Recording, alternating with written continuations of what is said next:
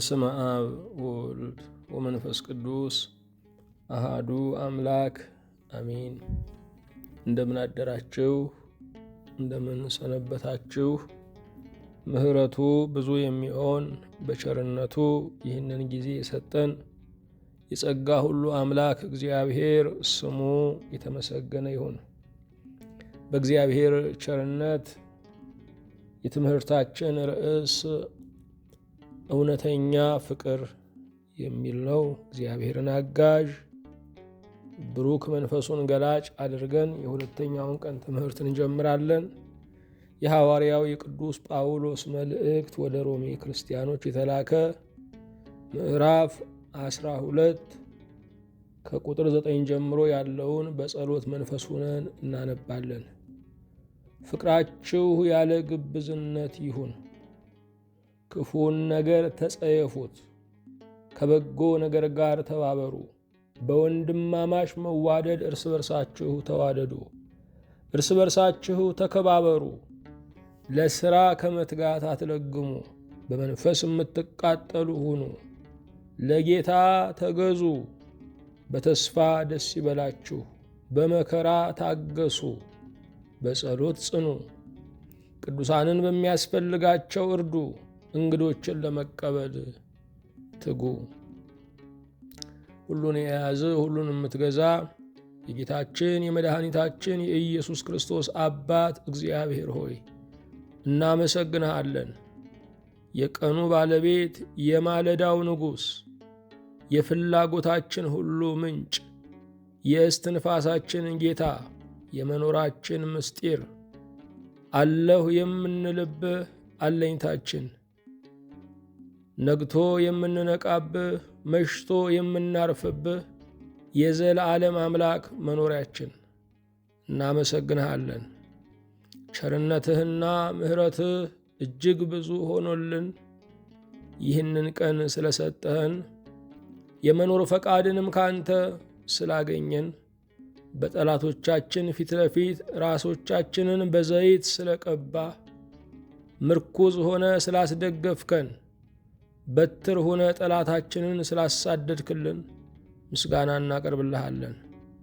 ሁልጊዜ የምትገኝ አምላካችን በቀንና በሌሊት ወደ ቤትህ ስንገሰግስ ደጅህ ክፍት ነውና በገራም ቃል የምትናገረን እንቆቅልሽን በሚፈታ ድምፅህ የምታወራን እግዚአብሔር አንተ የጸሎታችን አድራሻ፣ የልመናችንም መልስ፣ የስዕለታችንም ባለቤት፣ የምስጋናችንም አድራሻ ነህና በእውነት እናመሰግንሃለን።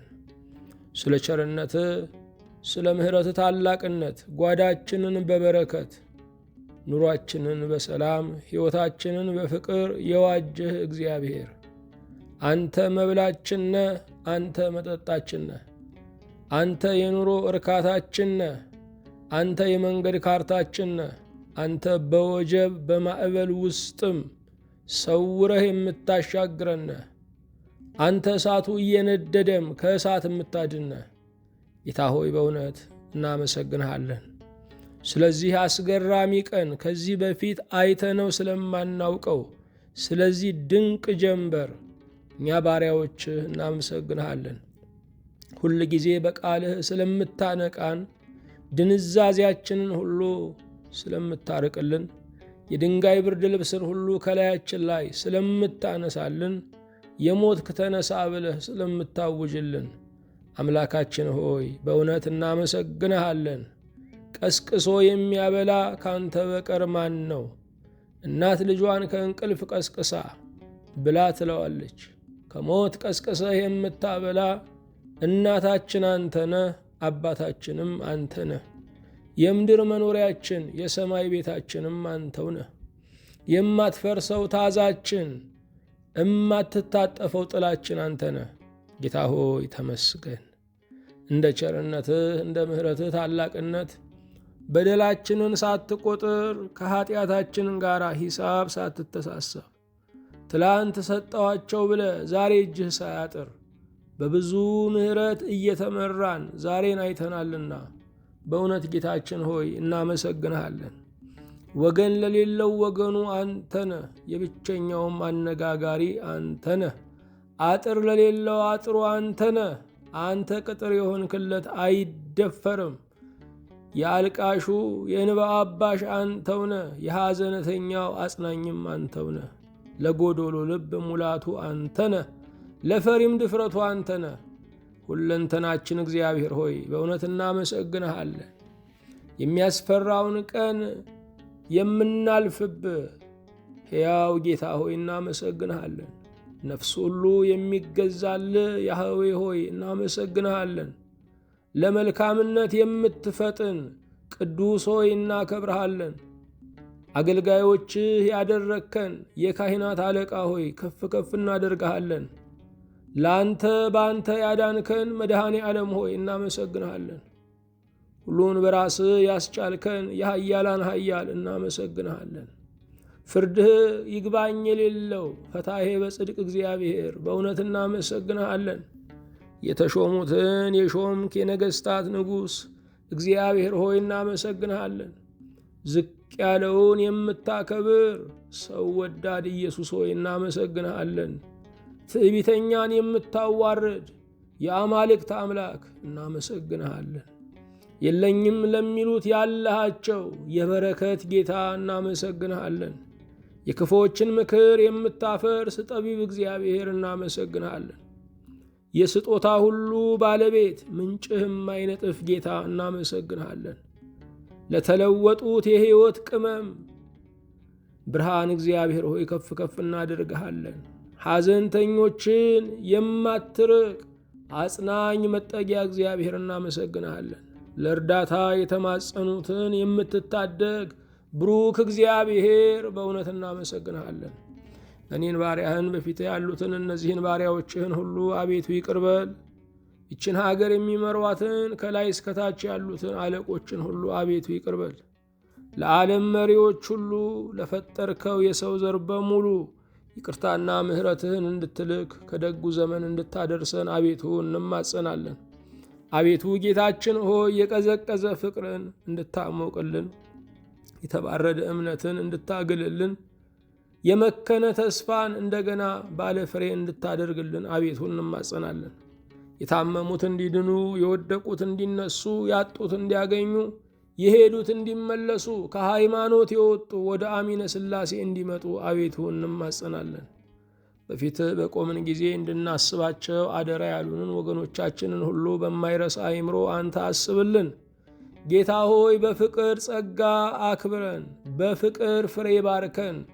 እንደ ቸርነትህ ሕይወታችን በፍቅር የተለወጠ እንዲሆን አንደበታችንም አመስጋኝነትን እንዲለማመድ ዘወትርም ደግሞ በኑሯችን አንተን ማክበር እንዲሆንልን በሰጠህን ዘመን አገልግለንህ በሰላም ለመጠቅለል እንድንበቃ አቤቱ እንማጸናለን።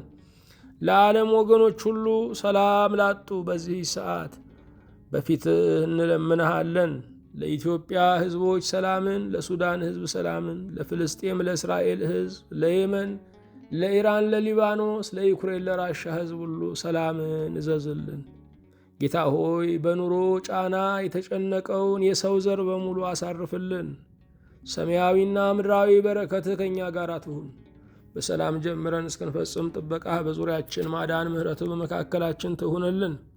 በአንድ ልጅህ በጌታችን በኢየሱስ ክርስቶስ በእርሱ ያለ ክብር ጽን ላንተ ይገባሃል። ከእርሱ ጋራ ከመንፈስ ቅዱስም ጋራ ትክክልም ይሆን ዛሬም ዘወትርም ለዘላለሙ አሜን። የእግዚአብሔር የአምላካችን ስሙ የተመሰገነ ይሁን።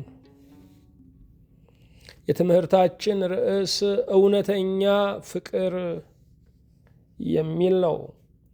እውነተኛ ፍቅርን ሁላችንም እንፈልጋለን። በእውነት የሚወዱንን እናስሳለን። ትልቁ ችግራችን ያለው እውነተኛ አፍቃሪ ለመሆን ዝግጅት የለንም። ፍቅር የሚለው ቃል በመላው ዓለም በመላው ዘመን ሲነገር የኖረ እየተነገረ ያለ ወደፊትም የሚነገር ነው። ከፊት ለፊቱ ግን እውነተኛ የሚለው ሲቀጸል ፍቅር ሁሉ በሚዛን ላይ እንደሚቀል ገለባ እየሆነ ይመጣል። እውነተኛ ፍቅር የሥጋም የነፍስም ፈውስ ነው። እውነተኛ ፍቅር ሰውና እግዚአብሔር የሚገናኙበት ድልድይ ነው። እውነተኛ ፍቅር ወደ ሞት ሸለቆ የምትወርደውን ነፍስ የሚታደግ ነው። እውነተኛ ፍቅር እግዚአብሔርን የማየት ውጤት ነው። እውነተኛ ፍቅር ሁለንተናዊ ለውጥ የሚያመጣ ነው። እውነተኛ ፍቅር ፈሪሃ እግዚአብሔር ጌጡ ነው። እውነተኛ ፍቅር ሙቱልኝ ሳይሆን ልሙትላችሁ የሚል ነው። እውነተኛ ፍቅር ተጠቅሞ የሚጥል በልቶ ቶሎ የሚሰናበት አይደለም። እውነተኛ ፍቅር ከሀገርም ከዓለምም ከዓለማትም ይሰፋል። እውነተኛ ፍቅር ያለው ሰው ፍጥረተ ዓለም በሙሉ ወዳጁ ነው። እውነተኛ ፍቅር ራሱን አያሳንስም። የኔ ወዳጆቼ እናቴ አባቴ ብቻ ናቸው አይልም። ሚስቴ ልጆቼ ብቻ ናቸው አይልም። ባሌ ዘመዶቼ ብቻ ናቸው አይልም። የአገሬ ልጆች የወንዜ ልጆች ብቻ ናቸው አይልም። እውነተኛ ፍቅር ከመላው የሰው ዘር፣ ከመላው ቅዱሳን መላእክት ጋር፣ ከመላው የሚታይና የማይታይ ሕያውና ግዑዝ ፍጥረታት ጋር ዘመድ የሚያደርግ ነው። እውነተኛ ፍቅር ያበዛል። እውነተኛ ፍቅር ያፈራል። እውነተኛ ፍቅር ባለ አቅም ነው። እውነተኛ ፍቅር ተናግሮ ያጽናናል። እውነተኛ ፍቅር ሰንዝሮ ይሰጣል። እውነተኛ ፍቅር ካለን በዓለም ላይ ምንም አልጎደለንም።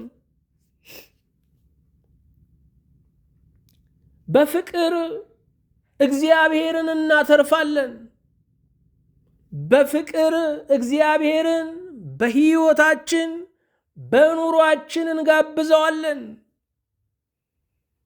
በፍቅር የእግዚአብሔር ልጆች መሆናችንን እናስመሰክራለን።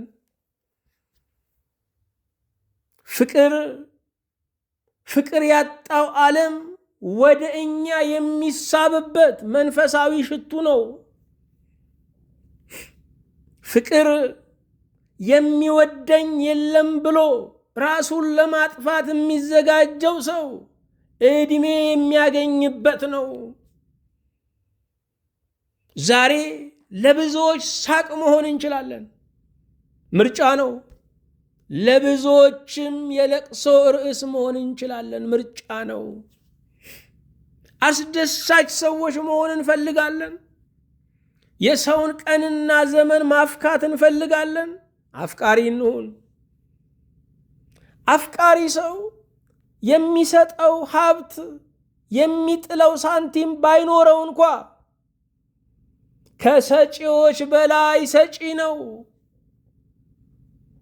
ፍቅር በራሱ ስጦታ ነው። ፍቅሩን የሰጠ ሰው ሌላ ነገር ለመስጠትም የሚሰስት አይደለም።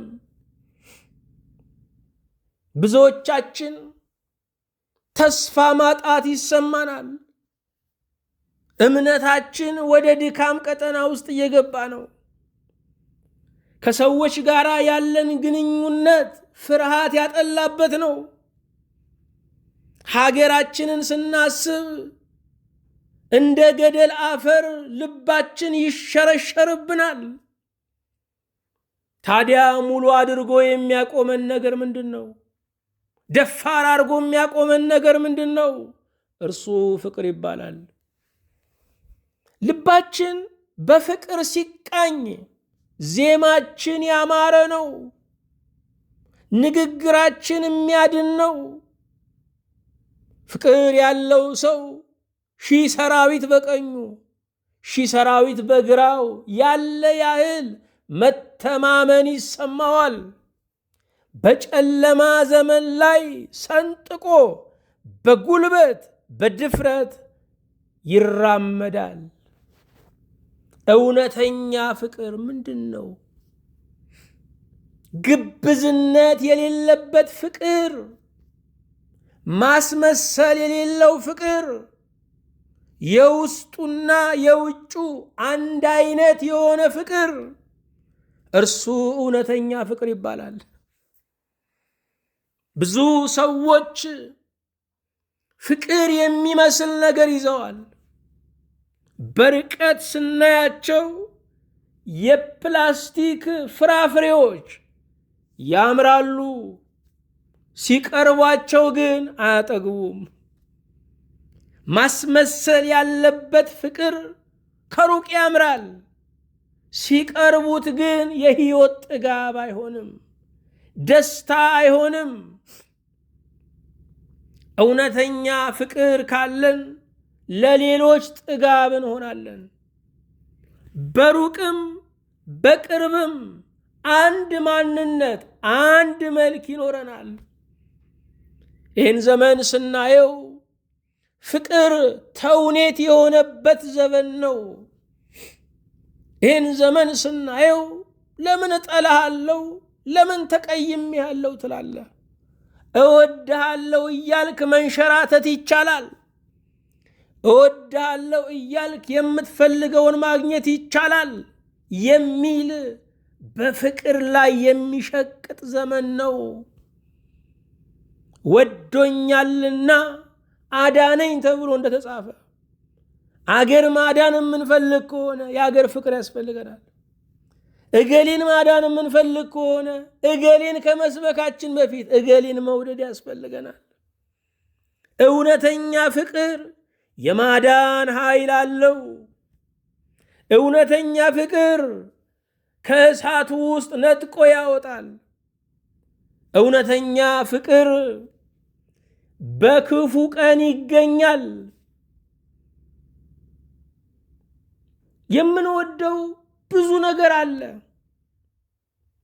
ገንዘብ እንወዳለን፣ ስራችንን እንወዳለን፣ ትምህርታችንን እንወዳለን፣ ምቾታችንን እንወዳለን፣ አጫዋቾችን እንወዳለን፣ የፖለቲካ አጋሮቻችንን እንወዳለን፣ የዘረኝነት አታሞ መቼዎቻችንን ከበሮ መቼዎቻችንን እንወዳለን፣ በንግድ የተጣመርናቸውን እንወዳለን።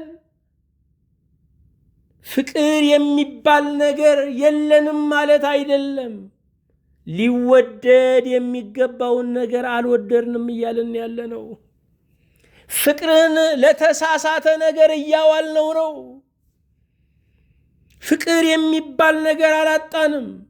የሰውን መውደድ አነሳንና ገንዘብ በመውደድ ተካ ነው። የሰውን መውደድ አነሳንና ስልጣን በመውደድ ተካ ነው። የሰውን መውደድ አነሳንና ዘረኝነትን ተካንበት። እውነተኛ ፍቅር ያስፈልጋል። ያንን ጊዜ ተፈጥሯችንን እናገኘዋለን፣ ፈጣሪያችንን እናገኘዋለን፣ ሰዎችን በእግዚአብሔር ዓይን መመልከት እንጀምራለን። ብዙ የተሳሳቱ ሰዎች በሕይወታችን በመንገዳችን ይገጥሙናል። እውነተኛ ፍቅር ሲኖረን ሰዎቹን እንወዳቸዋለን፣ ስህተታቸውን ግን እንጠላዋለን። እውነተኛ ፍቅር ሰውየውን ከስህተቱ ለይተን እንድናየው ያደርገናል። ያ ሰው የጨጓራ በሽተኛ ቢሆን፣ የሳምባ በሽተኛ ቢሆን፣ እጁ የታመመበት ቢሆን፣ እግሩ የተሰናከለበት ቢሆን አንጥለውም። ልክ እንደዚሁ ክፋትም፣ አመፃም፣ ስስትም በሽታ ነው። ሰውየውን ከበሽታው ለይተን እንዲድን መንከባከብ አለብን። የሚድነው በፍቅር ነው። ፍቅር በባህሪው ታጋሽ ስለሆነ የጠፋውን መመለስ ይችላል። ፍቅር በባህሪው ባለ ተስፋ ስለሆነ የወደቀውን ማንሳት ይችላል። በዚህ ዘመን ላይ ብዙ ግንኙነቶች አሉን። ነገር ግን እንደዚህ ዘመን ብቸኝነት በላያችን ላይ ጎጆ ሰርቶ አያውቅም። ብዙ ግንኙነት አለን። አንድ ሰው 20-30 ሺህ ሰው ሊከተለው ይችላል፣ ግን ብቸኛ ነው። በማህበራዊ መገናኛዎቻችን 5000 ጓደኞች አሉን። ስናዝን አንዱ አይመጣም፣ ሲርበን አንዱ አያጎርሰንም። ብዙ ግንኙነት፣ ብዙ ተከታይ በዚህ ዘመን አለ፣ አንድ ወዳጅ ግን የለም። ስለዚህ ይሄ ዘመን በማስመሰል በልቶ እየጨረሰን ነው። ያለን ይመስለናል፣ ግን የለንም። የሌለን ነገር ያለን መስሎ ከሚሰማን የሌለንን ነገር በትክክል ማወቅ ይበልጣል። ይሄ ዘመን የሚደልል ዘመን ነው። ይሄ ዘመን አለሁ እያሉ የሚጨርስ ዘመን ነው። አዎ ከፍቅር ስንጎድል በእውነት መጸለይ አለብን። ለምንወዳቸውም ወገኖች መጸለይ አለብን። እውነተኛ ፍቅር ከሚገለጥበት መንገድ አንዱ ስለ እነዚያ ሰዎች መጸለይ ስንችል ነው። ስንጸልይላቸው እኛ ልናደርግ የማንችለውን ነገር እግዚአብሔር እንዲሰጣቸው እናደርጋለን። የማንችለው ፍጡራን የሚችል አምላክ አለን። ጸሎት ለመጽናናት ብቻ ሳይሆን፣ ለመተንፈስ ብቻ ሳይሆን ከእግዚአብሔር ጋር ህብረት ለማድረግ የሚከወን መንፈሳዊ ተግባር ነው። ከእግዚአብሔር ጋር ህብረት ስናደርግ ፍቅር ይዋሃደናል። ነቢዩ ሙሴ፣ ሊቀ ነቢያት ሙሴ በእግዚአብሔር ፊት 40 ቀንና 40 ሌሊት ቆይቶ ቢመለስ ፊቱ በብርሃን ተመላ።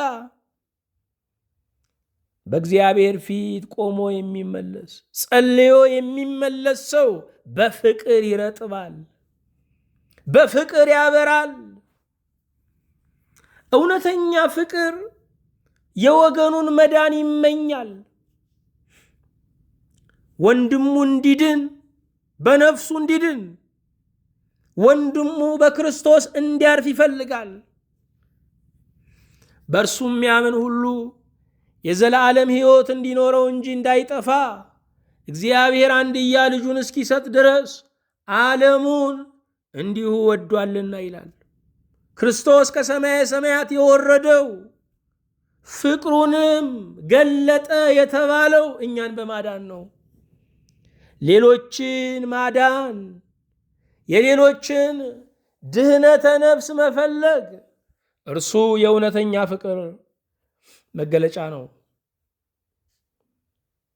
ወንጌል የሚሰብኩ አገልጋዮች እውነተኛ አፍቃሪዎች ናቸው። የእግዚአብሔርን ቃል የሚያስተምሩ መምህራን እውነተኛ አፍቃሪዎች ናቸው። የእግዚአብሔር ደጅ እንዳይዘጋ በር ከፋች የሆኑ ካህናት እውነተኛ አፍቃሪዎች ናቸው። እኛ እውነተኛ አፍቃሪን ገንዘብ በሚሰጥ፣ ጌጥ በሚሰጥ፣ ገጸ በረከት በሚያመጣ መስለነው ነው። እውነተኛ አፍቃሪ ግን ለነፍሳችን ድህነት የሚተጋው ነው።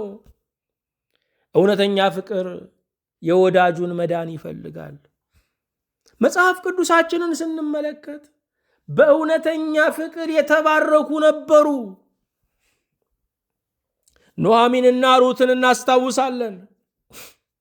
ሩት ሞዓባዊት ሴት ነች። ሩት የኑኃሚንን ልጅ ያገባች ነገር ግን ባሏ የሞተባት ሴት ነች። ኑኃሚን አርጅታለች። ሀገሯ በረሃብ የሚታወቅ ሆኗል። አገሬን ባልኖርበት አገሬን ልቀበርበት ብላ ወደ ቤተልሔም ለመመለስ በተነሳች ጊዜ ሩት እችን ልጆቿን የቀበረች፣ ባሏን በሞት የሸኘች፣ ዕድሜ የተጫናት፣ ተስፋዋ ሰርክ የሆነባት ይችን ሴት እንዴት ጥዬ እቀመጣለሁ አለች። ወደማታውቀው ሀገር ለመሄድ ከዚህ በኋላ ምንም የማታደርግላትን ኑኃሚንን ለማገልገል ቆርጣ ተነሳች። ሩት የኑኃሚንን አገሯ ለማድረግ ሩት የኑኃሚንን ደስታዋን ለመካፈል ሳይሆን መከራዋን ለመካፈል ቆርጣ ተነሳች። ፍቅር ድንበር የለውም። ሩት ሞዓባዊት ሴት ናት። ነገር ግን እስራኤላዊት ሴት የሆነችውን ያቺን ኑኃሚንን ወደደቻት። ፍቅሯ ደግሞ አልጥልሽም፣ አብሬሽ እኖራለሁ፣ ከሞትሽ አብሬሽ እሞታለሁ፣ ከተቀበርሽም አብሬሽ እቀበራለሁ አለች። ፍቅር ለዘወትር አይወድቅም። ከምንወደው ጋር አብሮ መኖር፣ አብሮ መቀበር መቻል ከዚህ የበለጠ ምን አለው ወገኖቼ? የማይቀረውን ሞት ለፍቅር መስዋዕትነት ከማዋል የበለጠ ምን አይነት ጀግንነት በምድር ላይ አለ? ሩት ኑኃሚንን የተከተለቻት መልኳ ያማረ ስለሆነ አልነበረም። በድህነትም በዕድሜም በሐዘንም ጠውልጋ ነበረ። ቤት ስላላት አይደለም፣ ቤቷ የፈረሰባት ሴት ነች። ኑኃሚን ወልዳ ከዚህ በኋላ አገባለሁ ብላም አይደለም። ኑኃሚን ኑሮዋ የራቀባት፣ ሞቷ የቀረባት ሴት ናት። በኑኃሚንና በሞት መካከል አንድ እርምጃ ብቻ የቀረ ሴት ነበረች። ሩት ግን አንድ ቀንም ቢሆን ከእርሷ ጋር እኖራለሁ ብላ ተከተለቻት። ወገኖቼ ፍቅር አያሰላም፣ ምን አለው አይልም። ፍቅር ጀርባ አያጠናም። ፍቅር ሸቀጥ አይደለም። ፍቅር ደንበኛ ንጉሥ ነው በሚል ሂሳብ የሚቀበል አይደለም።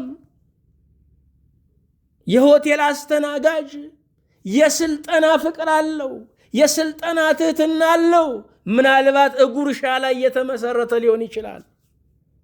ነጋዴው ትህትና አለው፣ ፍቅር አለው። ነገር ግን ዕቃውን ይዛችሁለት እስክትሄዱ ነው።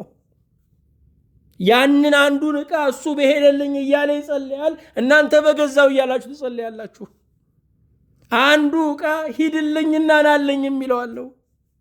ስለዚህም የንግዱ ፍቅር፣ የንግዱ ትህትና ጥቅም ላይ ገበያ ላይ የተመሰረተ ነው። እውነተኛ ፍቅር ጥቅም ላይ የተመሰረተ አይደለም። እውነተኛ ፍቅር ጸጋውን ሳይሆን ባለጸጋውን እግዚአብሔርን የሚፈልግ ነው። እውነተኛ ፍቅር ካልጎረስኩ አላወራም፣ ካልተቀበልኩ አልስቅም የሚል አይደለም። እውነተኛ ፍቅር ከጥቅም በላይ፣ ከካባ በላይ፣ ከሆድ በላይ ነው። ሩት ፍጹም ድሃ የነበረችዋ ሴት ተከተለቻት። እግዚአብሔርም አላሳፈራትም። የፍቅር መንገደኞች መዳረሻቸው ገነት ነው። ስለዚህም የዳዊት ቅድመ አያት ለመሆን በቃች ሩት። በክርስቶስ በጌታችን በቡሩኩ አምላክ በእርሱ የዘር ሐረግ ውስጥ ሩት ገባች። የክርስቶስ ቅድመ አያት ሆነች። ለፍቅር ስትጨክኑ ዋጋችሁ ከሰማይ ነው። ፍጡር የፍቅርን ዋጋ ከፍሎ አያውቅም። እንኳን ዋጋ ሊከፍል ክብደቱና መጠኑም አይረዳውም። የፍቅር እውነተኛ ዋጋ ከፋይ የሰራዊት አምላክ እግዚአብሔር ነው። ብቻ በፍቅር አድርጉት፣ በፍቅር አገልግሉ፣ በፍቅር ትዳራችሁን ያዙ፣ በፍቅር ስራችሁን ስሩ፣ በፍቅር ድሆችን እርዱ፣ በፍቅር ከሌሎች ጋር ህብረት አድርጉ፣ በፍቅር አስተምሩ፣ በፍቅር ምሳሌ ያለው ህይወት ኑሩ። እግዚአብሔር አምላክ ለፍቅራችሁ ዋጋ ይከፍላል። እግዚአብሔር አምላክ መውደዳችሁን ሜዳ አያስቀረውም። እግዚአብሔር አምላክ በፍቅራችሁ ላይ ፀሐይ ያወጣል። እግዚአብሔር አምላክ መውደድ ዋጋ አለው፣ ፍቅርም ሰማያዊ ብድራት አለው እስኪባል ድረስ ክብሩን በእናንተ ይገልጣል። በመጽሐፍ ቅዱሳችን ላይ አሁንም በፍቅር ምሳሌ የሆኑ ሰዎች እነማን ናቸው ካልን ዳዊትና ዮናታን ናቸው። ዳዊትና ዮናታን የፍቅር ምሳሌ ናቸው። የእውነተኛ ባልንጀርነት መገለጫ ናቸው። የዮናታን አባት ንጉሥ ዳዊት ነው። የዮናታን አባት ንጉሥ ሳኦል ነው።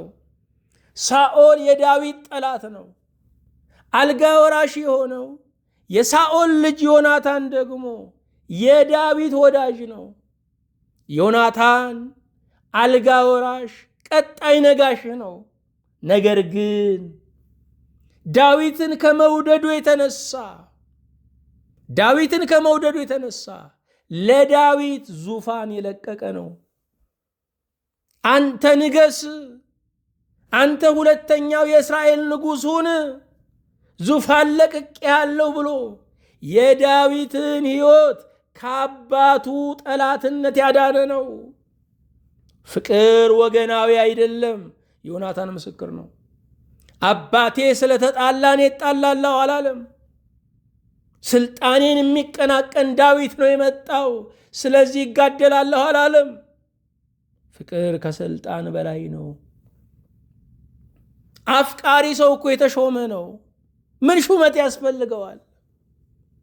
ቀዳማዊ ኃይለ ሥላሴ በዚህ በኦሜድላ በኩል ወደ ሀገር ሲገቡ ጎጃም ላይ በላይ ዘለቀ የተባለውን ታዋቂ ጀግና ታዋቂ አርበኛ አገኙ፣ አነጋገሩ። እርሱም እያቀረበ የተጋደሉትን ሁሉ ሲያሾም ለአንተ ምን ሹመት እንስጥህ ቢሉት አንድ ጊዜ እናቴ በላይ ብላኛለች፣ ሌላም ያስፈልገኛል ይባላል። በእርግጥ ንጉሥ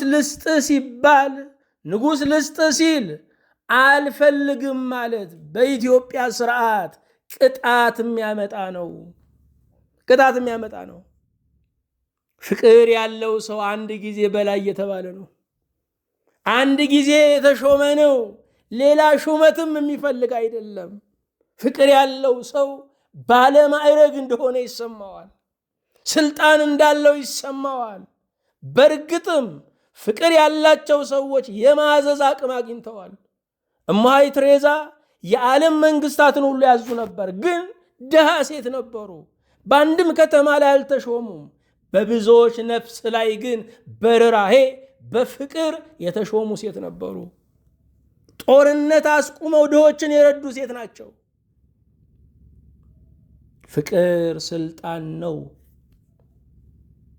ዮናታን ለዳዊት መንግስትን ለቀቀለት።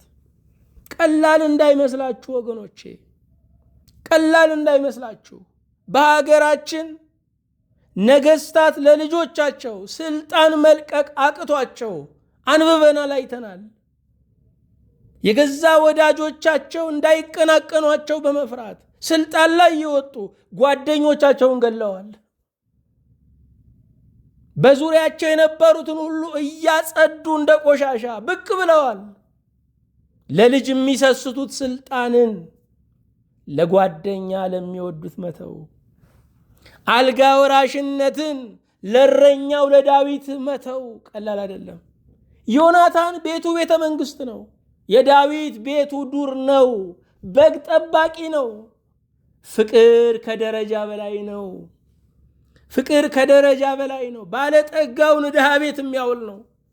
እንዴት ከድሃ ቤት አደረ ተብሎ የተነገረው ለክርስቶስ በፍቅር ነው። ዮናታን ልዑል ነው። ዳዊት እረኛ ነው። የቤተ መንግሥት ነዋሪ ነው። ዳዊት ግን በዱር የሚኖር ነው። የንጉሥ ልጅ ነው ዮናታን። ዳዊት ግን የእሴይ የገበሬው ልጅ ነው። ፍቅር ዘር አይቆጣጠርም። ፍቅር ያለን ነገር አይተሳሰብም። ፍቅር ደረጃዬ አይደለም ብሎ አይንቅም። ሽማግሌው ከሕፃኑ ጋር ይውላል። ንጉሡ ከድሃው ጋር አብሮ እንጀራ ይቆርሳል። ልዑሉ እረኛውን ወዳጁ ባልንጀራው ያደርጋል። ይሄ ብቻ አይደለም። ዮናታን ዳዊት ትልቅ ቦታ እንደሚደርስ ያውቅ ነበረ፣ ይነግረው ነበረ። ፍቅር ታናሹ ሰው ትልቅ እንደሚሆን፣ ምስኪኑ ሰው ባለሞገስ እንደሚሆን ይናገራል። ፍቅር በሚወደው ላይ ትልቅ ተስፋ አለው። ፍቅር በሚያፈቅረው ላይ ትልቅ እይታ አለው። የሚወዱን ያዩልንን ወርሰናል። የሚወዱን የተመኙልንን ጨብጠናል። አንተ እኮ ትልቅ ትሆናለህ ሲሉን ትልቅ እንሆናለን። ወገኖቼ መልካም ምኞታችን ለወገኖቻችን የነገር አያቸው ይሆናል። አንተ እኮ መድረሻ ትልቅ ነው ስትሉት ትልቅ ወደ መሆን ጉዞ ይጀምራል። ሰዎች ያየንላቸውን ይወርሳሉ። ምንድነው ያየንላቸው? ምንድነው የምንናገርላቸው ተስፋ? ምንድነው የምናበስራቸው ነገ? ዮናታን ዳዊት ትልቅ ቦታ እንደሚደርስ ያምን ነበረ። በእርግጥም ዳዊት ትልቅ ቦታ ደረሰ። ዮናታን ያንን አላየም፣ በጦርነት ሞተ። ዳዊት ግን የዮናታንን ቤተሰብ ዘሩን ሁሉ አልጣለም። እውነተኛ ፍቅር የተደረገለትን አይረሳም። በልቶ ካጅ አይደለም። ዛሬ በሀገራችን በትውልዳችን ትልቁ በሽታችን በልቶ ካጅነት ነው። አብሮ የበላ ሰው አይከዳዳም። ፍቅር የትላንቱን ያስባል፣ የመጣበትን ያስባል፣ የተደረገለትን በጎ ነገር ያስባል። ፍቅር ኮንትራት አይደለም፣ ለዘለቄታው ነው። ፍቅር እስክናረጅ ብቻ አይደለም፣ እስክንሞት ብቻ አይደለም፣ ለዘላለም ነው። አዎ በዓለማችን ላይ ከሰማናቸው ታላላቅ ታሪኮች አንዱ ደስ የሚለን የሚመስጠን የፍቅር ታሪክ ነው። ታዲያ እንደዛ መሳጭ መሆን አንፈልግም። ታሪካችን እንደዚሁ በጥሩ እንዲነገርልን አንፈልግም። ፍቅር ሲመራን እንከተለው። ርኅራኄ ሲመራን እንከተለው። ቸርነት ሲመራን እንከተለው። ፍቅርን ልምራህን በለው። ቸርነትን ልምራህን በለው። ርኅራኄን ልምራህን በለው። እውነተኛ ፍቅር እውነተኛ ፍቅር ያለው መገለጫው ምንድን ነው?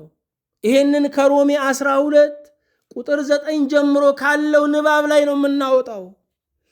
የመጀመሪያ እውነተኛ ፍቅር ያለው ከግፈኞች ጋር አይተባበርም። እውነተኛ ፍቅር ያለው ሰው ደጉን ደግ ክፉን ክፉ ይላል። እውነተኛ ፍቅር ያለው ሰው ግፍን እንዳላየ አያልፍም። ላሸነፈ አይዘፍንም። ለበረታ ከበሮ አይመታም። በወደቀ ዛፍ ላይ ምሳር አያበዛም። ደሃን አያንቋሽሽም። የተገፋውን ሰው እንደ ጥራጊ ይጽዳ ይጸዳ አይልም።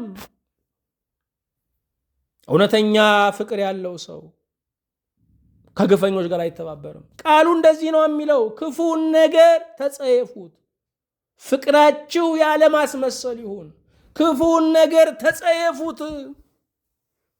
ግፍን ይጸየፋል እውነተኛ ፍቅር ያለው ሰው። ለሞተ ያዝናል፣ ለተጎዳ ያዝናል፣ ቀን ላዘነበለበት ያዝናል፣ ጨካኞች ለተነባበሩበት ያዝናል። በሌሎች የስቃይ ጫማ ውስጥ እግሩን እያስገባ ይሰማዋል። ሁሌ ዝምታ ጨዋነት አይደለም። ሁሌ ዝምታ መንፈሳዊነት አይደለም። መናገሬ ያጸጽተኛል፣ ዝምታዬ ግን ጸጸት የለውም። ሁልጊዜ አይሰራም። ዝምታም የሚያጸጽትበት ዘመን አለ። ጣር የያዛቸው ሰዎች የሚጸጸቱት ለምን ይመስላችኋል? እንዲህ ሞት ፊት ለፊቴ ላየው ለምን እውነት አልተናገርኩም ብለው ነው። ዘላለም የምኖር መስሎኝ ወዳጄ ሲጠቃ፣ ወገኔ ሲጠቃ ለምን ተባበርኩኝ? ዝምታ መተባበር ነው። እውነተኛ የፍቅር ሰው ለድሆች ይቆማል። ረሃባቸውን ሊገርልላቸው ይነሳል። ድምፅ አልባ ለሆኑት ባለ ድምፅ ይሆናል። ለሚጠቁ ሕፃናት፣ ለሚጠቁ ሴቶች፣ ጥግ ላጡ አረጋውያን ይቆማል። በጎ አድራጎትን የሰሩ ቸርነትን ለዓለም ያሳዩ ሰዎች፣ እነዚህ ሁሉ እውነተኛ ፍቅር ግድ ያላቸው አገብሯቸው ያደረጉ ናቸው። እውነተኛ ፍቅር ያለው ከግፈኞች ጋር አይተባበርም። ገበታውን ከግፈኞች ጋር አያደርግም። በብዙዎች ለቅሶ ላይ አይዘፍንም። በብዙዎች ስብራት ላይ አይደሰትም። ወገኖቼ፣ ዓለም ዙር ነው። ዛሬ እየሳቅን ከሆነ ቀጥሎ ለቅሶ ነው። በጣም ልንፈራ የሚገባን ያለ ልክ የሚዘፍኑ፣ ያዙኝ ልቀቁኝ የሚሉ፣ ከተማው ጠበበኝ የሚሉ፣ ሰርጋቸው ቅጥ የሌለው፣ ለቅሷቸው ቅጥ የሌለው፣ እነዚህ ልንፈራላቸው ይገባል። ምክንያቱም እየተገመደ ያለውን የእግዚአብሔርን ጅራፍ አይችሉትም። እግዚአብሔር ጥጋብን ይጸየፋል። መንፈሳዊነት ማለትም ጥጋብን ማስተዳደር መቻል ነው። እግዚአብሔር የሰጠን ከመጠን በላይ በልተን እንድንጠግብ አይደለም፣ ለሌሎች እንድናካፍልም ነው። ካለው ጋር እንድንጨርስ አይደለም፣ ለሌለው እንድንሰጥ ነው። አልሰረቅንም ብለን እንረጋጋ ይሆናል። አለመስጠትም በእግዚአብሔር መንግሥት ሌብነት ነው። ለድሃ አለመስጠት፣ ለአስራት በኩራት አለመስጠት፣ ለእግዚአብሔር አገልጋዮች አለመስጠት፣ እሱም ሌብነት ነው። አዎ፣ ዛሬ ጥጋብ ከሆነ ቀጥሎ ረሃብ ነው። ዛሬ የተራቡ ሁሉ ትላንት የጠገቡ ናቸው። ዛሬ የተሻሩ ሁሉ የትላንት ሹመኞች ናቸው። ዛሬ የተሰደደ ሁሉ ትላንት ሰውን ከአገር የሚያሳድዱ የነበሩ ናቸው። ዓለም ተለዋዋጭ ነው። ዓለም ጽዋ ነው፣ በየቤቱ ይገባል። እውነተኛ ፍቅር ያለው ሰው ከግፈኛ ጋር አይተባበርም። ለምስኪኑ ይቆማል። የምስኪኑ አጥሩ ሲገፋ፣ ቤቱ ሲፈርስ፣ አገር አልባ ሲሆን፣ ሲሰደድ፣ በባለጠጎች ሲጨነቅ፣ የኃይለኞች ጡጫ ሲያርፍበት እውነተኛ ፍቅር ያለው ሰው ይቆማል። በምድር ላይ የተነሱ የነፃነት ታጋዮች በሙሉ ራሳቸውን ነፃ ለማውጣት የተነሱ አልነበሩም። እውነተኛ ፍቅር የነበራቸው ሰዎች ናቸው። የህንዱን ማህተማ ጋንዲ አስቡ፣ ለህዝቡ እውነተኛ ፍቅር የነበረው ነው። ማርቲን ሉተር ኪንግን አስቡ፣ ለህዝቡ እውነተኛ ፍቅር የነበረው ነው። ህልም አለኝ አለ፣ ህልሙ እውን ሆነ። በአንድ አዳም መከራ የተቀበልን ሰዎች ነን። በአንድ ሰው ብዙዎች ነፃ ወጥተዋል። አንድ ሰው አንድ አይደለም። እኔ አንድ ነኝ ምን ላደርግ እችላለሁ ማለት ፍቅር አልባነት ነው። አንዱ አዳም ነው ዓለምን ያስኮነነው። በአንድ ክርስቶስ ነው ዓለም የዳነው። አንድነታችሁን አትናቁት። እግዚአብሔር በአንዱ እልፍ የማይሰራውን ይሰራል። ብቻ ልቡ ይኑራችሁ። የልብ መነሳሳት ከሰው ነው። የምላስ መልስ ግን ከእግዚአብሔር ዘንድ ነው። ልባችሁ ይነሳሳ። እግዚአብሔር በእናንተ ሚሊዮኖችን ይታደጋል። እውነተኛ ፍቅር ያለው ሰው ከግፈኞች ጋር አይተባበርም። ሁልጊዜም ዝምታ ጨዋነት አለመሆኑ ይገባዋል። እውነተኛ ፍቅር እንዳለን ቱንቢው ምንድን ነው? ከግፈኞች ጋር እተባበራለሁ፣ ለተጠቃ ጮኻለሁ፣ ለተገፉ በቅን እፈርዳለሁ። የእውነተኛ ፍቅር መለኪያው ይኸው ነው። እንቀጥላለን። ክብሩ ለአምላካችን ለእግዚአብሔር፣ በረከቱ ለእኛና ለሕዝባችን ይሁን። አቤቱ ጌታችን ሆይ እናመሰግንሃለን። ጌታ ሆይ የሚያሳምመንን ጥላቻ ከኛ ወስደህ የሚፈውስ ፍቅር ላክልን።